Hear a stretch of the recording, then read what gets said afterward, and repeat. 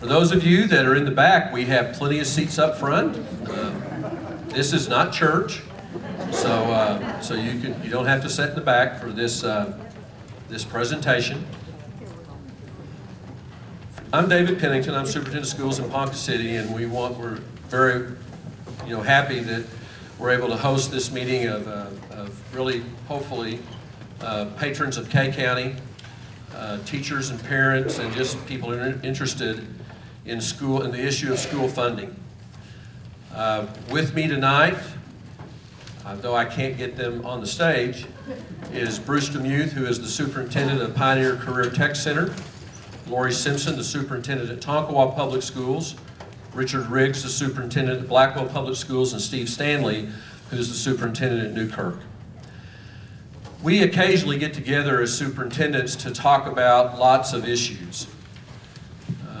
Over the time I've been in the county, this is my 22nd year in K County, we've had lots of great discussions with area superintendents, and typically those discussions are about what are we doing in our schools that's good, what kind of ideas can we share, and then just some challenges maybe that we face that we may have in common.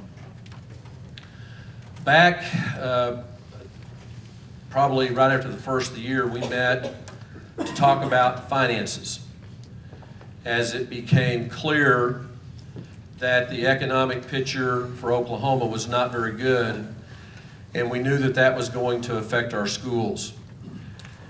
And we started talking about, well, what are you looking at doing? What are you looking at doing? What do you think your options are? What does your money look like? And we kind of had a brief conversation. Well, maybe we ought to, try to have some kind of county-wide meeting so that, first of all, that everybody can understand that this is not a one school district issue. That this is an issue that affects not only every district in K County, but affects every district in the state of Oklahoma. But we wanted to try to wait until we thought we had some better information from the state. We tried very hard not to have a meeting where we had to tell you, this is what we know today, but we're not really sure. And unfortunately, there's going to be some of that tonight. Though I think we're a little firmer in what the financial picture looks like for the rest of this school year. Okay? So, the first thing I want to talk to you about is the school funding formula. Where does our money come from? And we have 4 sources of money that our public schools spend. Ad valorem, which is local source, local property taxes that people all across the state of Oklahoma pay. There are 2 categories of property taxes. There's what we call real property, and that's your home. And then we have commercial and agricultural personal property. So that's if you own a business, whatever would classify as personal property, that's equipment for your business. And if you happen to be involved in agriculture, you have agricultural personal property.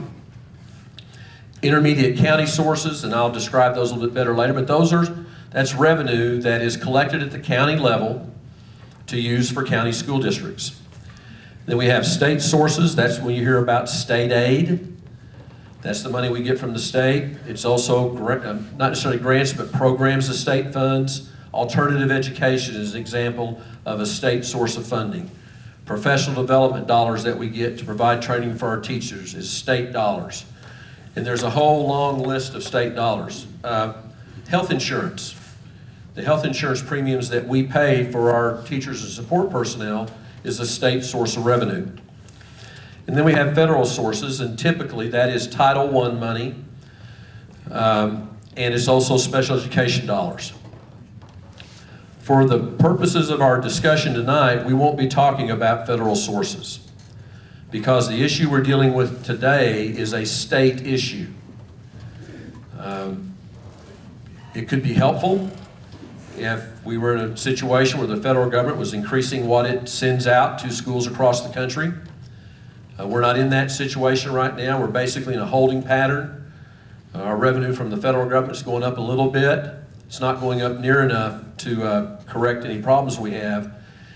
And unlike what happened in 2009, 2010, when we had the Great Recession, there's no federal money coming to help us.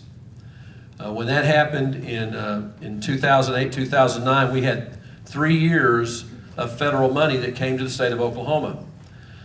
Some of that was called ARA money, stimulus money. We had 2 years of that, and then we actually got some money that was designated specifically for teachers, for salaries, or to use for salaries or for retention of teachers. And that helped us get through the recession until the state economy stabilized. But this time we are on our own. The federal government's not going to come and help us with this. There's 4 sources of ad valorem revenue. I mentioned already: real property, personal property, public service corporation property, and then railroad and air carrier property. Intermediate sources: there's a county 4-mill tax. Everybody pays, everyone who has property in this county pays a 4-mill tax. That money goes to school districts across the county based upon average daily attendance. So you pay a 4-mill levy and you live in Blackwell, Ponca City gets part of your money, okay? And Blackwell gets some of our money. There's a mortgage tax. If you bought a house recently, remember you paid a little mortgage tax, not very much. Then there are state appropriated dollars. And this is the money that makes up the general fund of the state of Oklahoma. And income taxes, sales tax, gross production, motor vehicle, and there's other revenue. And then in addition to that, we have the 1017 fund. And some of you in this room, I know that back in the early 90s, you went to the state capitol and you went and lobbied for House Bill 1017, which was a piece of legislation that increased funding to schools and it dedicated revenue. We'll show you a little bit later what those dedicated revenues are. 1017 money is a little funny in that it is dedicated revenue. It can only be used for schools, but it has to go through the appropriation process. So the legislature every year determines how much the 1017 fund is going to have in it, and then they put that money in the state funding formula. If they put less money into the formula than is collected in taxes, then that money carries over to the next year.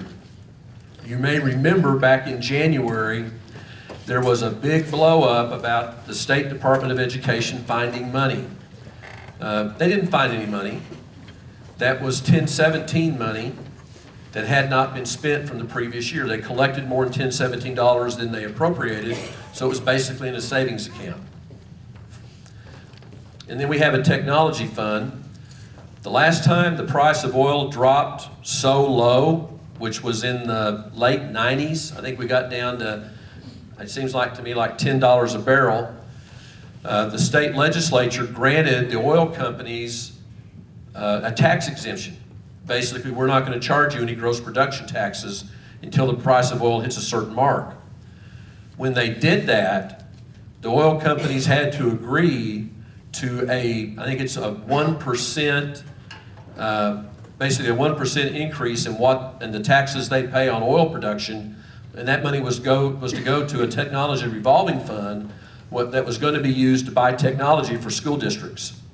The fund has never generated enough money to buy any technology statewide, so it's just appropriated every year goes through the appropriation process.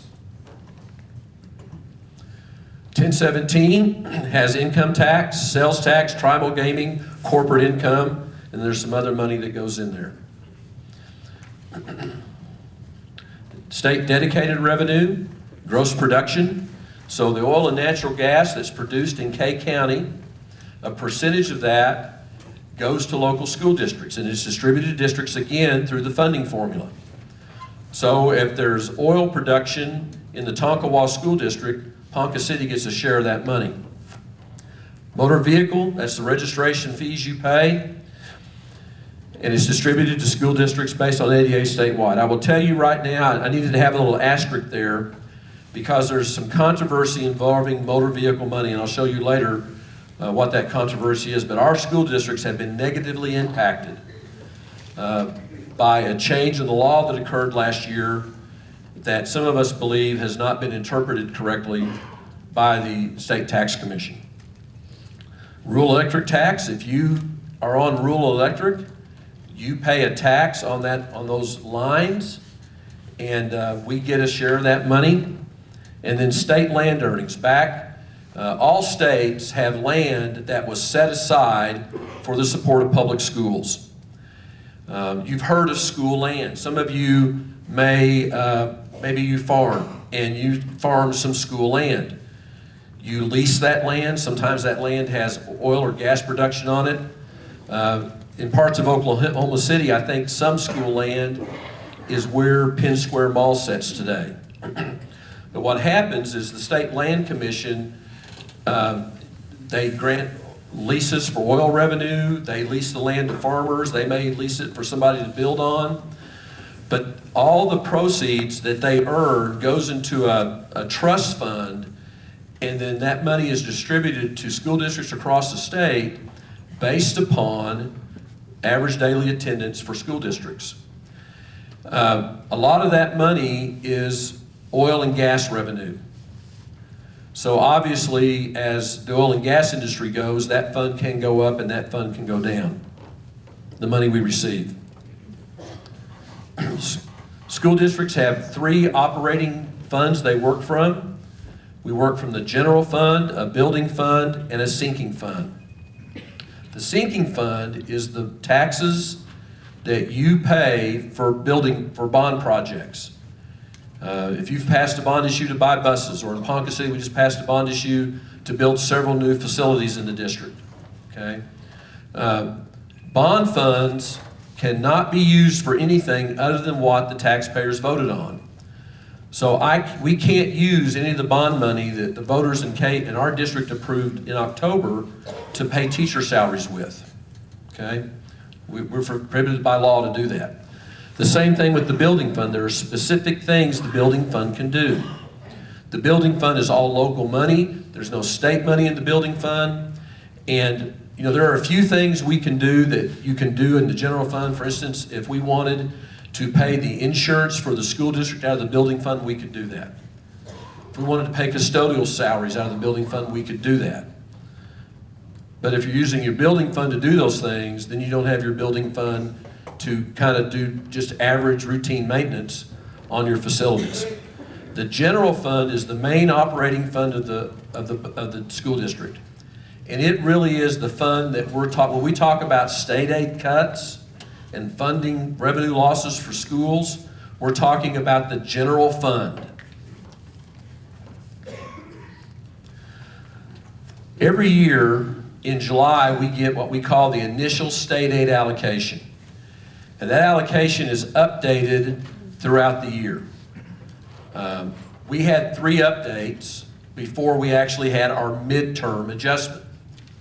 The midterm adjustment is the adjustment that we get in December, and it's usually identified as the initial final state aid allocation. So what happens is when we get our allocation in July, they look at attendance and they see which of the previous 2 years was your highest weighted ADM. And so weighted ADM is the kids you have in your school plus special characteristics they have. So if a student's a first grader, he has a weight of 1.3. If a student's in the gifted and talented program, he has a weight of 0.6. If that student qualifies for free and reduced lunch, that's another 0.6. If they're a first grader and they have a speech, they're on an IEP for speech purposes, there's more weights assigned to that. So those weights come in and we add them all up and we determine weighted average daily leadership. For Ponca City, we have 5,150 students who attend our schools. Our weighted average daily membership is 8,300 students. And weighted average daily membership is how money comes to us through the funding formula. So we get that in July, and then we take the ad valorem dollars, formula money, school land, gross production, motor vehicle, REA tax from the year before. That all goes through the funding formula. The funding formula does its magic, and that becomes state aid. So in December of 2015, this is the amount of revenue that we received in the state funding formula. And you can see how it breaks down. So $3,545,577, $577 and 200, whatever that is, $3 billion. Okay, that is the amount of money that we got in December. Okay, now my color didn't show up very well. If you looked at that, what you would see is that we dropped a little bit in school land and we dropped a little bit in gross production from what we had in November. You would also see that the basic state aid of $1,872,000,000 was more than we had in November. So we lost a little bit of money in two areas, but we had more money in basic state aid, and that bottom line was higher in December than it was in November. But something funny happened. We didn't get more money. We actually were cut in December. $3 per weighted ADM. Why was that? Because the other thing that happens in December, you add in student growth that occurs in the first of the school year. So the state of Oklahoma, when we looked at weighted ADM in December, it was 34,287 students more in December than it was in July. And the legislature did not put enough money into the funding formula, and there was not enough of a change in ad valorem revenue to cover all that cost. Okay, so before all the stuff happened in January, we took a $3 per student cut. What does that mean? It means that Blackwell had $10,000 less dollars to work with, Newkirk $6,000, Tonkawa $10,000, and Ponca City $22,000. Not a big number. You know, that's not in a normal year. You know, you wouldn't even talk about it. Okay, so in December, this is how much money our county school districts had through the state funding formula. You can see the numbers: Blackwell almost $7 million, Newkirk 4.1, Ponca City 25 million, and then Tonkawa 3.4. Okay, now, before we talk about what happened in January, it's very important that you understand the full funding picture of Oklahoma schools. And that is that we started this school year with less money per student on a weighted average daily membership basis than we had in 2008, 2009. We actually started with $198 less per student. So you look at where we were funded 2008, 2009, and the money we started with this year, Blackwell had already taken a $430,000 cut. Ponca City, we had $1.6 million at the beginning of this school year to operate with, less than we had in 2008, 2009. And it's been that way since 2008, 2009. So over the last 5 years, we've had $6 million of revenue that we had in the past that we did not have to start the school year with. Which means that we have already made cuts in our school districts. We've already taken steps. We've already reduced spending. We've already reduced staff. Okay, we've already done those things before what's happening to us now has occurred. Now, so why is that happening? Because I'm sure you've heard somebody from Oklahoma City say, well, we keep giving schools more money. They've got more money today than they've ever had. And that's true. But what that doesn't account for is the growth of students. So if you look and see that in 2007, 2008, we had 641,721 students in the state of Oklahoma. That's not weighted average daily membership, that's just students. Last year, we had 688,306 students. So we've grown 40,000 students, but we've never received any money from the legislature to pay for that growth. And that's why we've lost $198 per way. To be even with where we were in 2008, 2009, we would have to have $198 more than we started per weighted ADM than we started the school year with. And that's not spending any new money. That's not any money for teacher pay raises. That's not any money to account for the increase in electric bills or whatever. You know, at one time gasoline was high, now it's low. But that's not any money to do anything new with. That's just to stay even. That's what it would have taken. All right, so now we have our state aid cut, and again, you can't see this very well, but the difference between what we had in January 16 and December 15 is in basic state aid, and the number now is $1,847,000.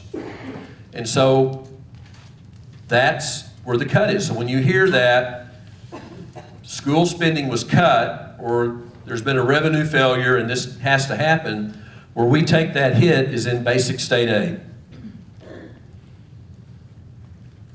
So what does that mean? It means that Blackwell had their funding reduced $51,000. Newkirk $30,000, Ponca City $190,000, and Tonkawa $25,000. Then we got another cut in March. Another $79,000 for Blackwell, another $45,000 for Newkirk, and $295,000 for Ponca City, and almost $39,000, almost $40,000 for Tonkawa. So what does that mean? So this is how much funding we've lost in our schools since January. $130,000 for Blackwell, $76,000 for Newkirk, $485,000 for Ponca City, and $65,000 for Tonkawa.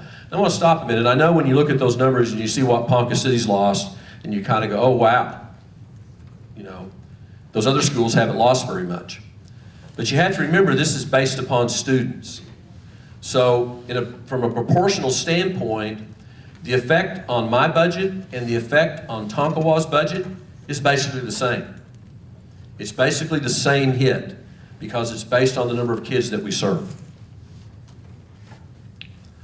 That's not all. In addition to the reduction we've had in state aid, we've also had our flex benefit allowance cut, $142,000 in Ponca City schools. So that's health insurance that the state pay. They pay for the health insurance for certified and support personnel. They've cut that allocation to us by $142,000. We're not allowed to pass that on to staff. The school district has to absorb that cut. Alternative education for us has been cut $22,000. Alternative education is a program that we're required to do. We spend about twice on alternative ed what they give us to do it with, the money they provide us. So we're already in the hole on alternative ed. And then professional development's been cut almost $16,000. But that's not all. In addition, here's Blackwell's cut, Tonkawa's cut, flex benefit, alternative ed, professional development. But that's not all. In addition to those cuts, we're having cuts in our motor vehicle allocation. So the way that works is the state estimates how much motor vehicle money we're going to get, how much gross production money, how much REA tax, how much school land tax. They take that out of our state allocation, but if we don't collect that money, they don't fill it back in. Now, they used to do that on motor vehicle. Starting in 2000, the state guaranteed us that our motor vehicle funds would always be at least what they were in 2002. And they were that way until this last legislative session, when a law was passed to increase the amount of money the state gets on car registration. We were told we were going to be held harmless, that schools would get the exact same amount of money they'd gotten before, and that has not happened. And so, again, Blackwell is losing another $200,000 in revenue. Newkirk, $17,000. Ponca City, almost $500,000. And Tonka, $51,000. I'm not sure. I mean, I've looked at the calculation. I'm not really sure exactly why Tonkawa is losing more than Newkirk. Newkirk's a little larger, but that's what the projections show. Okay, and then we have losses in gross production revenue, which makes sense. The price of oil and gas has fallen. People are shutting wells down, so there's not going to be as much gross production. And we estimate that our loss, because we don't know yet, because this is March, we've got an April payment, May payment, and June payment coming. We estimate the loss for Blackwell to be $9,000, for Ponca City $150,000, and for Tonkawa right at $6,000.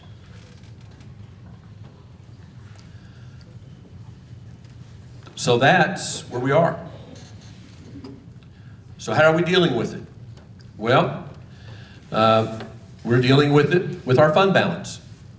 The fund balance is the money that we have. It's basically a savings account. And right now, we are spending our fund balance. Last year, fiscal year 15, we carried over a little bit over $4 million in Ponca City. This year, we were projected to carry over 3.7 when we began the school year. That's a healthy fund balance. That's, and again, something the board was very comfortable with to start the school year. We've lost, when you look at all those state aid cuts and the motor vehicle cut and the gross production cut and health insurance, we've had our funding reduced this year to date, $1,334,000. Okay, which means that if we don't save any money for this school year, we'll finish with a fund balance of $2.3 million, and that's still, I'm happy to have it. It still is it's a solid fund balance, but again, if we just stay pat and we don't do anything, then you can take 1.3 from 2.3, and now you're down to $1 million. And that's assuming that nothing happens next year. There's no more revenue reduction. There's no more gross production losses. There's nothing else that happens that would eat into that fund balance even more. The next year, you don't have a fund balance. Okay? All right, so that's the bad news, but the worst is yet to come. Okay? Basically, there are three scenarios when it comes to school funding for next year, and this is the funding that happens July 1st for the 16-17 school year. If we're cut $100 per weighted average daily membership, the loss of revenue for Blackwell will be $222,000. Okay. Now that's taking what they've lost so far and then adding, I think, about another $38 per student is how that ends up. Newkirk is $133,000 for Ponca City schools. That's $829,000. This is just state aid. Okay, we're not talking about health insurance. We're not talking about professional development. We're not talking about all ed. We're just talking state aid, the state funding formula that I showed you earlier, ad valorem taxes, county 4 mil, motor vehicle, gross production, REA tax, school land money. For Tonkawa, that number is $111,000. If the cut is $200 per weighted ADM, you can see that it doubles the cut. Okay? And this next one is one that none of us want to think about, but the reality is, I can't sit here today and tell you this will not happen. If we lose $300 per weighted ADM, that's what the cut looks like. Now remember, this is on top of the cut that we took from 2008, 2009. So for Ponca City, that $1.6 million is really $3.2 million. That's how much our budget will have been cut since 2008, 2009. We have more kids, we have more students, and we have that much less money to educate those students with. So the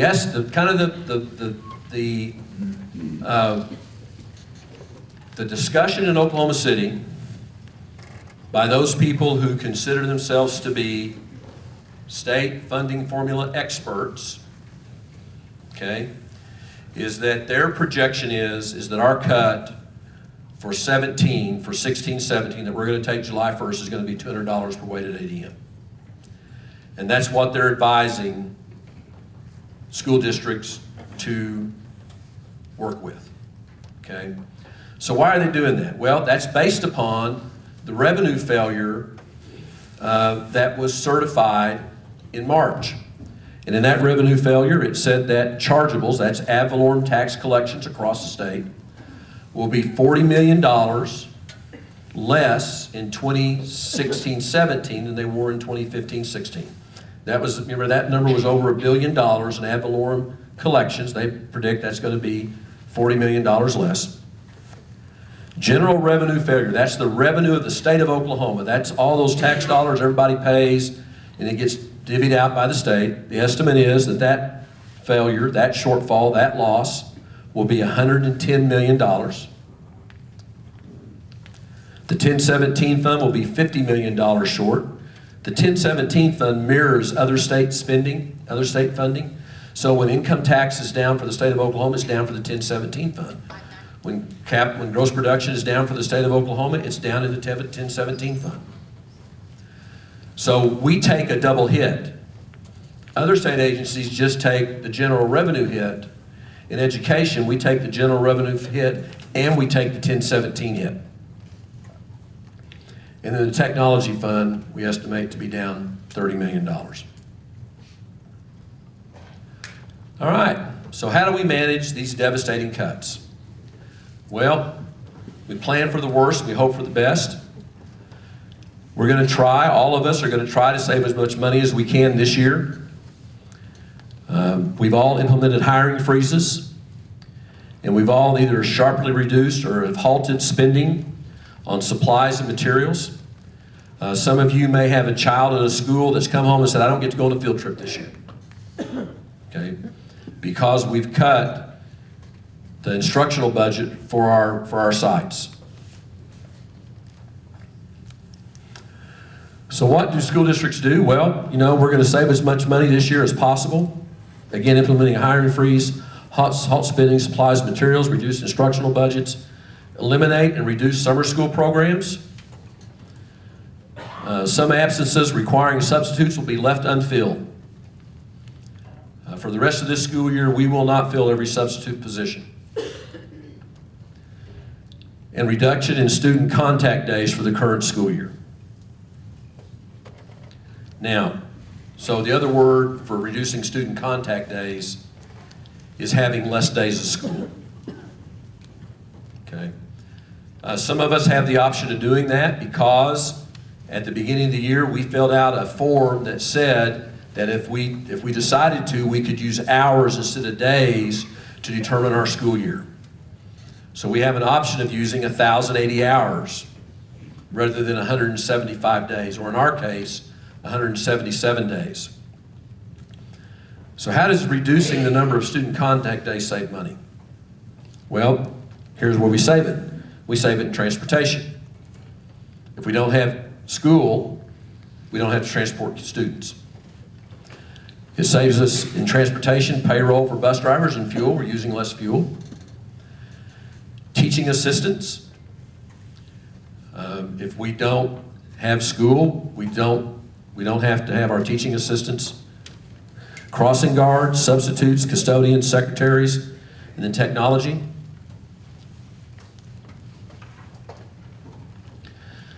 The thing to remember about all those areas that I've listed, when you see transportation, payroll, fuel, teacher assistant, crossing guards, substitute, custodians, secretaries, those are all support personnel. They are the people who are the lowest paid in our district anyway. They are very valued employees.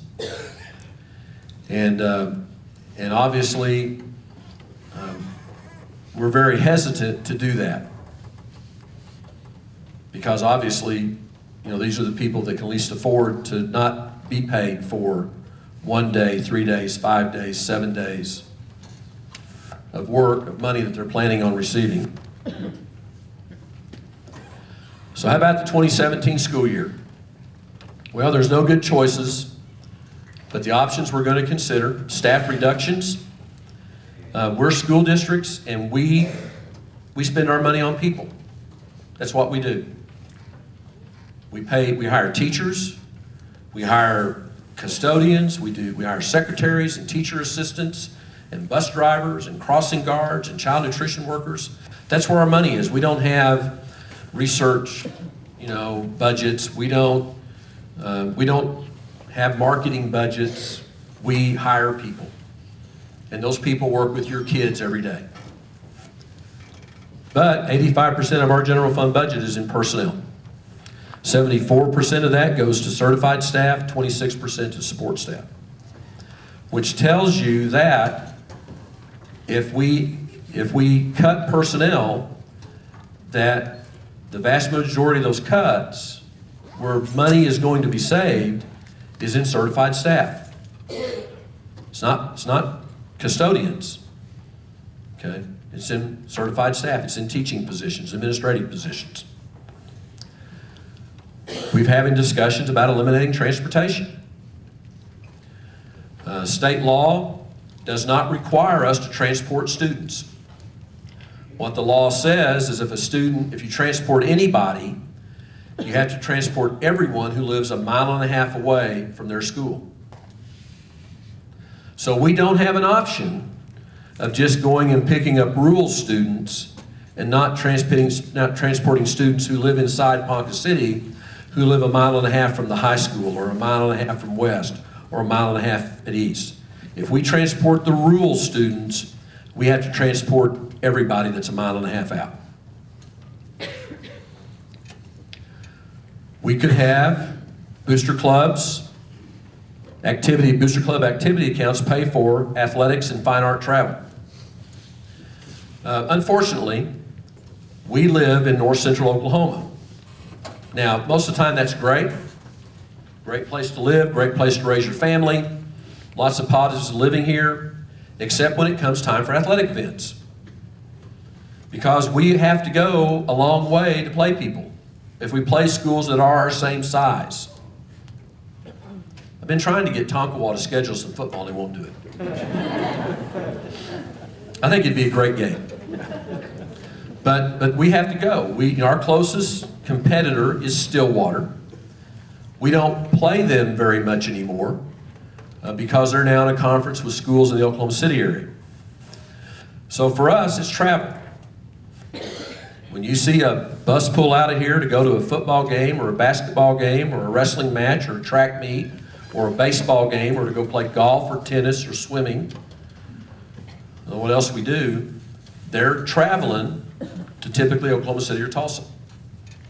When our band and orchestra go to music contests, when they go to marching contests, there are a few things that happen. We're fortunate NOC does host some of those events, but for the most part, we're traveling to Tulsa and Oklahoma City. We spend a lot of money on athletic and fine arts transportation. And again, we're that's part of what school is, right? That's part of the school experience. When we think about school, most of us don't think about algebra class. Most of us think about being on the football team and the basketball team and playing in the band and being in the orchestra. That's an important part of a student's educational program. It's an important part of helping them become young adults. We can reduce instructional days, student contact days. We estimate for the Ponca City Public Schools that if we reduce instructional days, and again, that's salaries for bus drivers, custodians, child nutrition workers, crossing guards, secretaries, that saves $25,000 a day.